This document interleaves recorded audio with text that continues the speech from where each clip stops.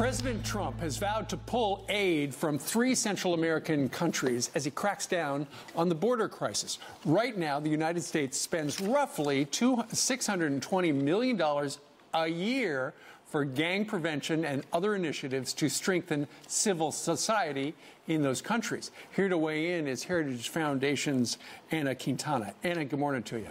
Good morning.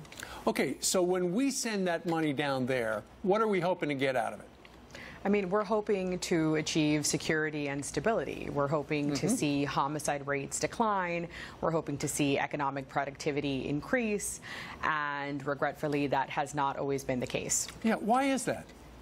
I mean, I think it's different for each country, right? El Salvador's circumstances are different than Honduras's and different than Guatemala's. But overall, I think we're just seeing the challenges of lack of capability, weak government institutions, and frankly, at times, a lack of political will at various levels of governments down there. Well, without a doubt, you know, a lot of the foreign aid goes to countries that need help and shows that the United States has a big heart.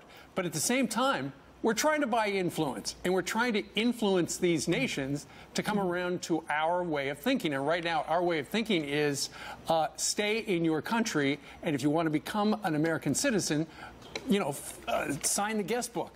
File paperwork as you're supposed to through our embassy.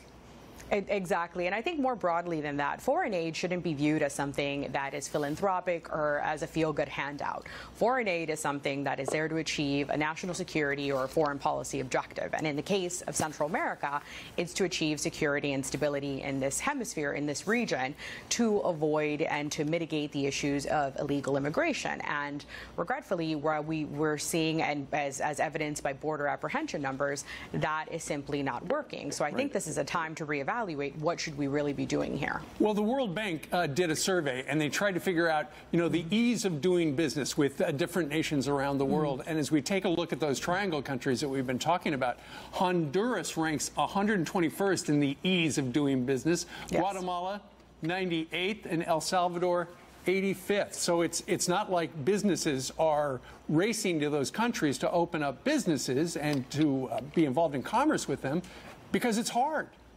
Regretfully, that's exactly the case. And Heritage Foundation, we published the Index of Economic Freedom, and our findings mirror that as well. The rule of law, it's a complicated situation down there. Property rights and other various issues that facilitate commerce are just not there.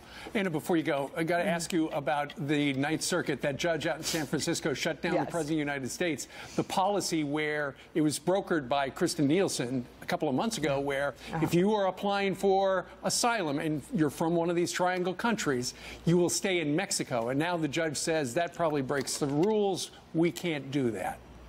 The Ninth Circuit should not be playing foreign policy. The United States, the Trump administration, and Mexico negotiated this agreement because the Mexican government facilitates and allows illegal immigration, and they're taking and they're shouldering this burden now. And this is them recognizing it with this Remain in Mexico policy. And I hope that the Trump administration is pushing and fighting back on this. Well, let's see what they do. All right, Ana Quintana, we thank you very much for joining us from Thank you. Heritage Foundation. Thank you.